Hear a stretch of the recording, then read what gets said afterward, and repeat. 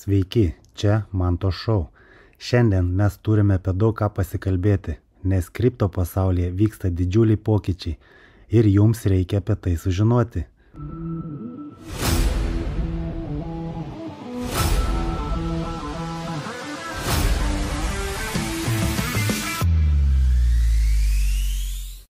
Pradėkime nuo Bitcoin. Štai jis pasiekė naują rekordą, pakilęs iki $94,000.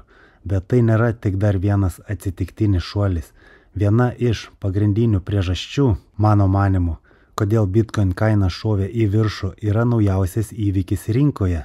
Bitcoin ETF pasirinkimo sandorių paleidimas Nasdaq platformoje ir per pirmąją prekybos valandą šie Bitcoin ETF pasirinkimo sandoriai, anglų kalba options, sulaukė stulbinančios paklausos. Buvo sudaryta 73 000 kontraktų. Jums galbūt kyla klausimas, kas tie Bitcoin ETF pasirinkimo sandoriai ir kodėl tai svarbu? Gerai, pabandysiu paaiškinti. ETF pasirinkimo sandoriai – tai finansiniai instrumentai, kurie leidžia investuotojams sudaryti sandorius dėl Bitcoin kainos, patiems neturint Bitcoin. Tai tarsi sutartis, leidžianti jums spekuliuoti kainos kilimu arba kritimu, arba tiesiog apsidrausti nuo kainos svyravimo. Pavyzdžiui, jei manote, kad Bitcoin kaina kils, galite įsigyti pirkimo pasirinkimo sandorį, angliškai call option, kuris suteiks jums teisę nusipirkti Bitcoin ETF už tam tikrą kainą ateityje. Jei kaina tikrai pakyla, jūs laimite.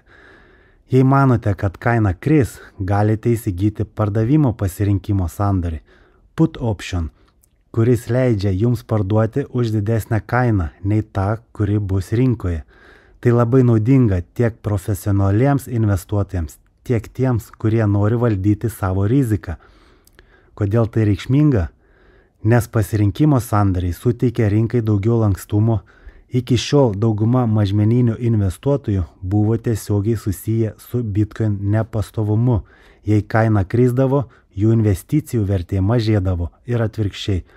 O dabar, naudojant pirkimo pasirinkimo sandorį, jie gali apsidrausti nuo galimų nuostolių, sukurti sudėtingas strategijas arba tiesiog efektyviau valdyti savo portfelį.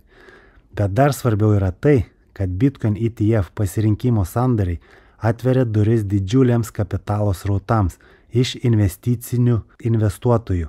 Kodėl? Nes šie sandoriai suteikia daugiau reguliacinio aiškumo ir patogumo investuotojams, kurie iki šiol vengia tiesiogiai pirkti Bitcoin dėl reguliavimo ar saugojimo problemų. Taigi, tai potencialiai gali įlieti milijardus dolerių į Bitcoin rinką. Be to, šie pasirinkimo sandoriai į rinką atneša profesionalumo, kuris anksčiau buvo labiau susijęs su tradiciniais finansiniais produktais, tokiais kaip akcijų ETF. Jų pirkimo pasirinkimo sandorių rinkos dažnai yra dar aktyvesnės nei pačių ETF. Jei Bitcoin ETF pasirinkimo sandoriai vystysis taip pat, tai reikš dar didesnį aktyvumą ir likvidumą visai Bitcoin ekosistemai.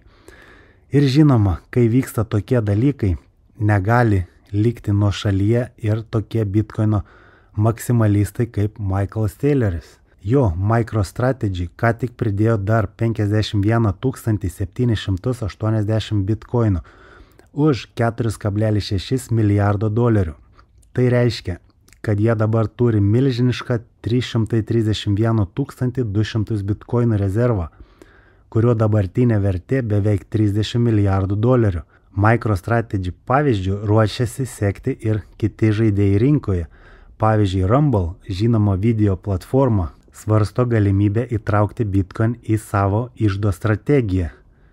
Ir žinoma, Michael Saylor su džiaugsmu siūlosi paaiškinti, kaip ši strategija veikia. Ir štai dar viena įdomi reakcija.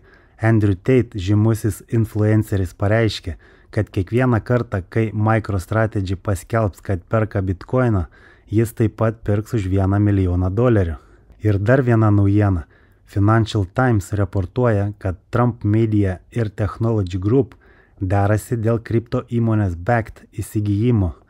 Tai viena didžiausių kripto įmonių, kurią valdo New Yorko akcijų biržos savininkai. Jei šis sandoris įvyks, tai bus dar vienas svarbus signalas, kad kriptovaliutoms nusimato šviesi ateitis. Be to, nepamirškime ir BlackRock. Jie ką tik gavo licenciją veikti Abu Dabyje ir planuoja plėsti veiklą ne tik kripto, bet ir dirbtinio intelekto bei privačių rinkų srityse. Ir galiausiai revoliucinės naujienos iš SBI Digital Markets, UBS Asset Management ir Chainlink. Jie sėkmingai įgyvendino tokenizuoto fondo projektą, kuris gali automatizuoti tradicinį turto valdymą ir atverti duris $132 trilijonų vertės industrijai, perkelti savo veiklą ant blokų grandinės. Po šių naujienų tikiuosi suprantate, kokio tai dydžio finansinis perversmas visame pasaulyje. O jei ne, aš jums padėsiu. Blockchain technologija prarys visas kitas turto klases ir perims visą jų vertę tokenizacijos būdu. Tokio lygio finansinė revoliucija vyksta pirmą kartą žmonijos istorijoje, todėl skatinu jūs nepraleisti šios progos ir pagerinti savo ir savo artimųjų finansinę padėtį, investuojant į šią technologiją. O dabar nepamirškite prenumeruoti šį kanalą, spauskite nykštį, dalinkite savo mintimis komentaruose ir iki kito karto.